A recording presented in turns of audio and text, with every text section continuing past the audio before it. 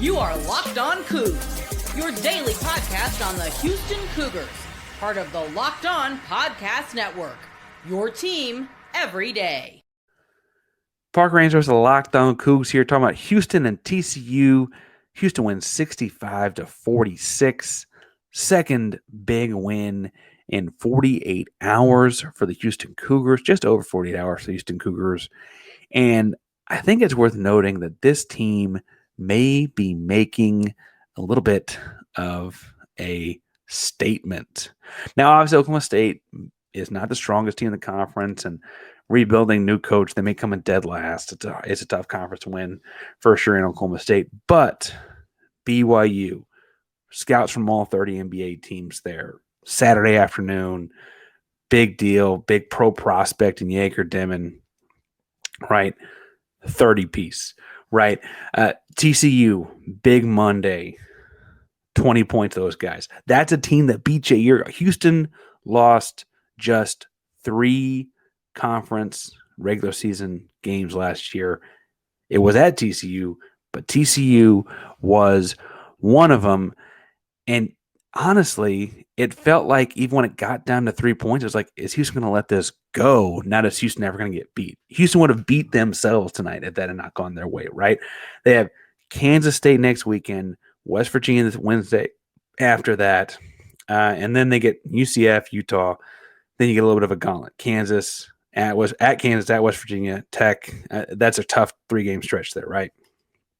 I think the statement they made in the last 48 hours, though, is really important because when you look at the season, these Saturday to Mondays or, Tuesday to Friday, or you have a Saturday to Tuesday later this season, those kinds of turnarounds the Big 12 offers are really, really important to keep track of later. When you get to the NCAA tournament, you play like a Thursday in a Sweet 16 game and a Friday in an Elite 8, or a Thursday and a Saturday, or a Friday in a round of 64 game and a Sunday in a round of 32 game, right? Those 2-day turnarounds between like good opponents are really, really important to track.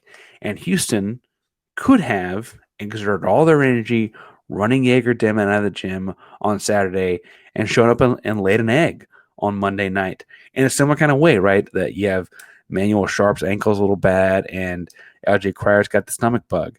Well, that hits you really hard when you have 2 of these games in 48 hours. You don't have time to get healthy in between, right? These little testers, these little 2 games in the short windows are really, really important to keep track of as you get ready for March if you really want to keep it moving, right? Now, I really do think this Houston team is going to do very well in March because of how they're gelling and the timing of it all and all coming together and convalescing.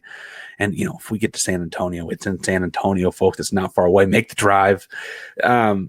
Anyway, I think that these 2 and 48 are really, really important to follow. So, like, the next time something close to this happens is later this month. You have a Saturday at UCF. Turn around and play Utah on Tuesday, right? When you have traveling back and forth in between, moving from Orlando to Salt Lake City. I'm assuming you'll stop off in Houston for a day or two. Like, that's a lot of moving pieces. How do they do on that? Then they go from that Tuesday, go Saturday, Wednesday, Saturday. That's 3 games in a week, right? The same kind of vibe there. You have the next Saturday to Monday turnaround, if I'm reading this correctly, is in February. Saturday the 8th, you're at Colorado. Monday the 10th, you're at home against Baylor. That's exactly how like a Sweet 16 Elite 8 matchup could go when you're going from Colorado to Baylor. And frankly, with Baylor being an in-state team, like, obviously Fertitta's going to be filled up and we know how that goes, but like that's a tough one, right? And so I think that when Houston wins the 2 games by a combined 50, the 2 games by a combined 50, BYU on Saturday and TCU on Monday, it kind of puts the world on notice.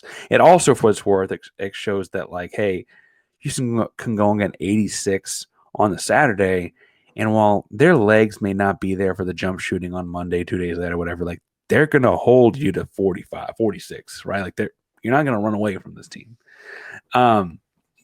This is a team that's kind of digging out of a hole they created in a national media kind of way, right? With those 3 losses in November, Alabama by 5 in overtime, San Diego State by 3 in overtime, and Auburn by 5 in a close game that, again, Milos fouls out of with several minutes to go. Like, those tough losses, you and I have seen this team grow through it because we watched Houston play Toledo. We watched Houston play Troy. We watched Houston beat Butler pretty handily, right? Like, we understand, you and I do. But from a national perspective, they're not checking in on this team unless they're Locked On Coogs listener, in which case I thank you and hit subscribe, hit the bell so you know we're live every night or after every game.